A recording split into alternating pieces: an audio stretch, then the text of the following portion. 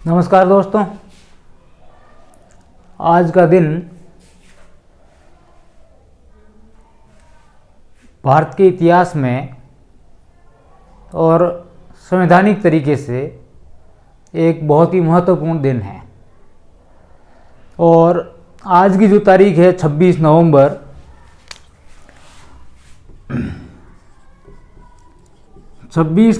की जो तारीख है वो भारत के इतिहास में कई सुनहरे पन्नों में भी लिखी गई है और कुछ काले अध्याय भी इस तारीख के साथ में जुड़े हुए हैं। आप बोलोगे कैसे? बताते। यूपीएससी में एक सवाल आया था एक दिन, और वो आया था जब अपने 26/11 का जो हमला हुआ था बॉम्बे में। उस हमले के बाद में वो भी 26/11 था और ये भी 26/11 था। तो उस 26/11 से यूपीएससी ने रिलेवेंट करके जो करंट इश्यू था, जो करंट मुद्दा था, और उसके बाद में यूपीएससी का मेंस उस टाइम जून में नहीं, दिसंबर जनवरी में होता था। तो उसके बाद में वो आया था। तो यूपीएससी ने एक सवाल दिया था उस टाइम। 2 नंबर वाले भी सवाल यूपीएससी में आते थे और 5 नंबर वाले भी आते थे। तो यूपीएससी ने सवाल दिया था 26 नवंबर कि भारत के इतिहास में महत्व। तो कुछ लोगों ने सोचा कि 26/11 की जो बॉम्बे की घटना हुई, हमला, उसके बारे में पूछ रहा है, जबकि एक्चुअली में वास्तविकता ये थी कि वो सवाल था 26 नवंबर 1949 को जो भारत का संविधान लागू हुआ था, सवाल था वो उस दिन की ऐतिहासिक महत्व को पूछा था। अब आप सोचेंगे कि इसका आरएस से क्या रिलेवेंट है। तो दोस्तों, हमारे संविधान की जो प्रस्तावना कहो या उद्देशिका कहो या प्रीएम्बल कहो, उसको अंगीकार जो किया गया था वो 26 नवंबर 1949 को किया गया था। और वो हमारे कॉन्स्टिट्यूशन वाला जो पॉलिटी वाला जो पोर्शन है, पॉलिटी वाला जो पार्ट है, उसका हिस्सा है और पहली ही लाइन है। उसका हिस्सा है और पहली ही लाइन है, क्योंकि अपने को उद्देशिका को पढ़ना है। अब आप ये सोचेंगे कि उद्देशिका से कैसे सवाल बनेंगे, ये तो पीटी का टाइप सवाल है। तो दोस्तों, उद्देशिका से सवाल बनते हैं मेंस में कैसे? क्योंकि जो उद्देशिका लिखी हुई है, तो आपको कम से कम आरएस के स्टूडेंट हो तो आपको कम से कम भारत की प्रस्तावना तो याद होनी चाहिए संविधान की। तो उसमें लिखा हुआ है कि हम भारत के लोग भारत को एक संपूर्ण प्रभुत्व संपन्न, समाजवादी, पंथ निरपेक्ष, लोकतंत्रात्मक गणराज्य बनाने के लिए तथा उसके समस्त नागरिकों को सामाजिक, आर्थिक और राजनीतिक न्याय, विचार, अभिव्यक्ति, विश्वास, धर्म और उपासना की स्वतंत्रता, प्रतिष्ठा और अवसर की क्षमता प्राप्त कराने हेतु तथा उन सब में व्यक्ति की गरिमा और राष्ट्र की एकता और अखंडता सुनिश्चित करने वाली बंधुता बढ़ाने के लिए दृढ़ संकल्प होकर अपनी संविधान सभा में आज तारीख 26 नवंबर 1949 मिति मार्ग से सप्तमी सम्मत 2006 विक्रमी को एतद द्वारा इस संविधान को अंगीकृत, अधिनियमित और आत्मार्पित करते हैं। ये हमारे संविधान की जो मैंने बहुत फास्ट तरीके से बोली है, आप उस एक तरीका देखिए कि कई बार यूपीएससी के पीटी में सवाल पूछा हुआ है कि कौन से शब्दों का क्रम कैसे है। जैसे कि जो न्याय पूछा है, सामाजिक,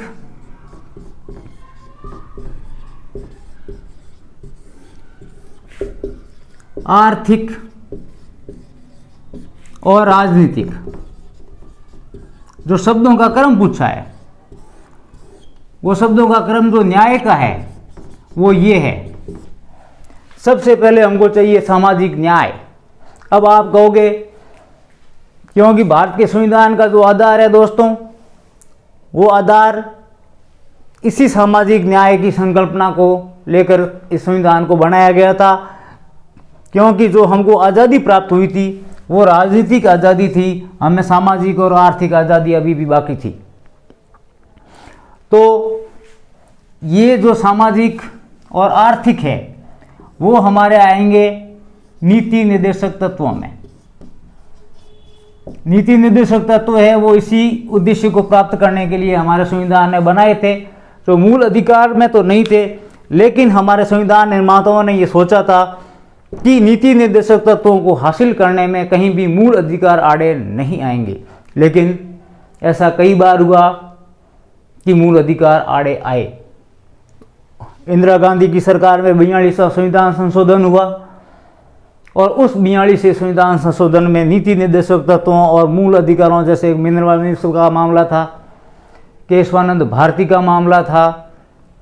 तो केशवानंद भारती के मामले में इसी प्रियम्बल को ध्यान में रखते हुए केशवानंद भारती के मामले में सुप्रीम कोर्ट ने मूल ढांचा संविधान का दिया था और वो मूल ढांचा विस्तार करते करते आज बहुत विस्तृत हो चुका है। तो भारत के संविधान की जो प्रस्तावना है उसी के आधार पर भारत का संविधान टिका हुआ है। और जब भी सुप्रीम कोर्ट या हाई कोर्ट या कोई भी न्यायालय किसी भी कानून की व्याख्या करता है तो वो प्रियम्बल को जरूर ध्यान रखता है। ठीक है, अब मान लो सवाल ये आएगा, प्रियम्बल में लिखा है कि हम भारत के लोग,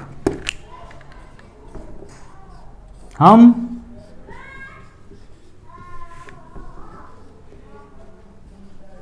भारत के लोग,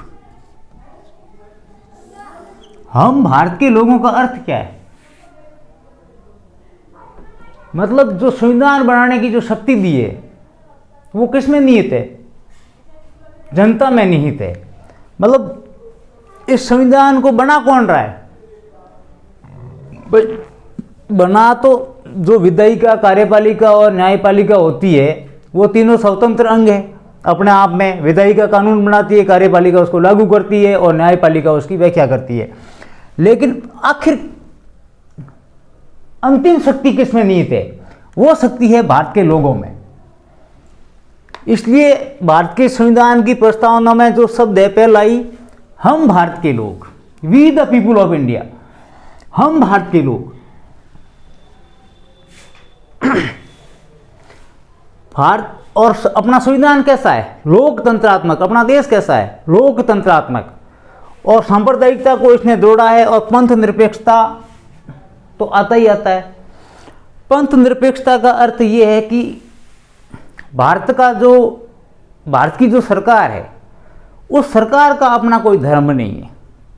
वो सरकार हर नागरिक के धर्म, जाति के रूप में वो स्वतंत्र है, उसका किसी का पक्षपात नहीं करती और वो बिल्कुल ही किसी भी धार्मिक मामले में और जातिगत मामले में वो भेदभाव नहीं करती। फिर उसने जोड़ा है गणराज्य। गणराज्य का मतलब है कि हमारे भारत का जो राष्ट्रपति है वो राष्ट्रपति, डायरेक्ट चुनाव तो होता नहीं है अपने राष्ट्रपति का, लेकिन किसका प्रतिनिधि है? भारत के चुने हुए प्रतिनिधियों द्वारा चुना हुआ राष्ट्रपति है। मतलब प्रतिनिधित्व कर रहा है किसका? भारत की जनता का। और हमारा जो सामाजिक ढांचा है, हमारा जो आर्थिक ढांचा है वो कैसा है? हमारी कोई भी योजनाएं लागू होती है। भारत एक लोक कल्याणकारी राज्य है। उस लोक कल्याणकारी राज्य का जो मूल है वो है समाजवादी।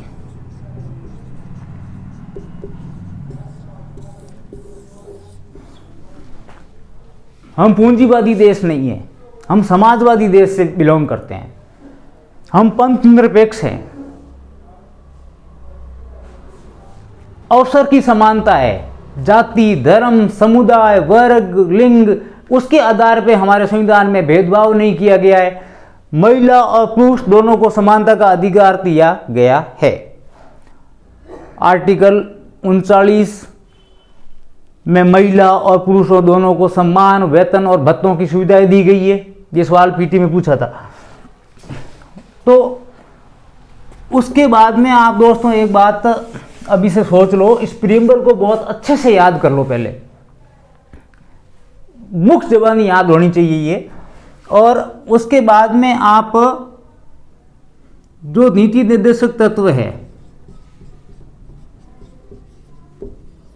नीति निर्देशक तत्व कई भागों में, जैसे उसमें गांधीवादी सिद्धांत है, संवैधानिक सिद्धांत है, कई प्रकार के नीति निर्देशक तत्व है। तो उन नीति निर्देशक तत्वों को अलग अलग भागों में जो बांट रखा है उनको अलग से डिस्क्रिप्टिव कर लीजिए। मूल अधिकार, अब इसने मूल अधिकार आर्टिकल मान लो 14 पूछा है इसने, आर्टिकल 14 अपना समानता का अधिकार देता है। तो इस तरीके से आप सब चीज़ों को अलग अलग कीजिए, एक चीज़ को एक जगह मत कीजिए और यहाँ से आप उन चीज़ों को कीजिए। ठीक है दोस्तों, अब आता है इसके बारे में, मैं सारी चीज़ें कैसे क्वेश्चन बनते हैं, क्या बनते हैं, मैं आपको क्वेश्चन लिख के बता दूंगा और उसके आंसर भी साथ में बता दूंगा। और आज का जो मेरा क्लास लेने का उद्देश्य था वो दोस्तों ये था कि आपको नॉर्मल जानकारी देने की, आपको पढ़ना क्या है और कैसे पढ़ना है। और 26 नवंबर 1949 के दिन को मैंने जोड़ के आज आपको इसलिए बताया कि 26 नवंबर को ही हमारा बॉम्बे हमला हुआ था, आतंकवादी हमला था। और आज ही के दिन, आज से 1 साल पहले विश्व के इतिहास में दर्ज करा चुका एक किसान आंदोलन भी पिछले साल इसी तारीख को शुरू हुआ था और आज उसी की वर्षगांठ है। तो दोस्तों मेरा उद्देश्य ये था कि आप चीज़ों को कनेक्ट करना सीखिए। आप जितना चीज़ों को उस तरीके से सोचेंगे कि ये चीज़ ये क्यों दे रहा है और इस चीज़ के पीछे उद्देश्य क्या है, मकसद क्या है पूछने का। तो जैसे ही कोई बात होती है, मान लो कि कोई गांधी जी के संबंध में बात हो गई या नेहरू जी के संबंध में हो गई या मतलब कुछ भी होगा, तो आप उस चीज़ को सीधा फ्लैशबैक में जाइए और आज से उसको कनेक्ट कर लीजिए, आपका वहाँ से सवाल उठना तय है। तो मेरा आज के इस वीडियो का सिर्फ उद्देश्य यही था कि दोस्तों एक ऐतिहासिक किसान आंदोलन की वर्षगांठ भी वही है जो भारत के संविधान को अंगीकृत करने की तारीख थी और हमारे इतिहास का एक काला दिन भी वही था, बॉम्बे में आतंकवादी हमला, उसी की तारीख भी आज ही थी। तो दोस्तों इस तारीख को आप याद रख लीजिए। भारत के इतिहास में ये एक सुनहरी भी तारीख थी और एक बदनुमा दाग भी हमारे इस तारीख ने हमारे इतिहास के पन्नों पे छोड़ा हुआ है।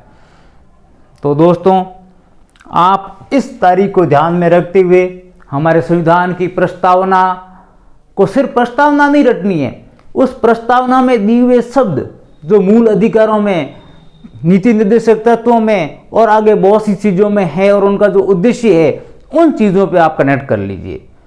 और हमारा मूल उद्देश्य वही है, इस संविधान की प्रस्तावना के अनुसार ही भारत का संविधान चलता है। और जब भी कोई व्याख्या होती है, मैंने आपको जैसे पहले बताया, तो वो व्याख्या इस प्रस्तावना को ध्यान में रखते हुए होती है कि भारत के संविधान की प्रीएम्बल क्या कहती है और मूल अधिकारों में जितने भी संशोधन हुए नीति निर्देशक तत्वों की बातों को लागू करने के लिए, वो भी इस प्रीएम्बल के कारण लागू हुए। सारी की सारी चीज़ें, सब सारी संवैधानिक बॉडी है वो इस प्रीएम्बल के बेसिस पे चलती है। धन्यवाद दोस्तों। आज का इस वीडियो का मेरा उद्देश्य यही था कि आपको इस 26 नवंबर की जो हमारा एक ऐतिहासिक और संवैधानिक दिन है उसको आगे कनेक्ट करके अपने आरएस में क्या यूज़ करना है और बाकी एग्ज़ाम में कैसे यूज़ करना है आप देख लीजिए। धन्यवाद।